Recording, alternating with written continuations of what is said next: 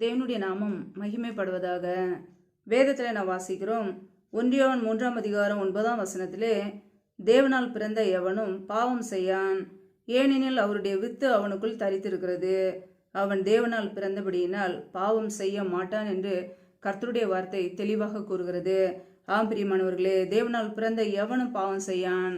நம்முடைய வாழ்க்கையிலே கர்த்தருடைய வார்த்தை நம்முடைய இருதயத்தில் தங்கி இருக்கும்போது, வசனத்தினால் நாம் நிறைந்து காணப்படும் போது பாவம் நம்மை மேற்கொள்ள முடியாது. ஹல்லேலூயா. எப்பொழுது நம்முடைய வாழ்க்கையிலே கர்த்தராகிய இயேசு கிறிஸ்துவை சொந்த இரட்சகராக ஏற்றுக்கொண்டோமோ, அவருடைய இரத்தத்தினால் நாம் கழுவப்பட்டோமோ, நாம் அவருடைய பிள்ளைகளாக இருக்கிறோம். தேவனுடைய பிள்ளைகள் என்ற அதிகாரத்தை தேவன் நமக்கு கொடுத்திருக்கிறார். ஆம் பிரியமானவர்களே, தேவனால் பிறந்த நாம் நம்முடைய வாழ்க்கையிலே வசனத்தின்படி வாழ வேண்டும்.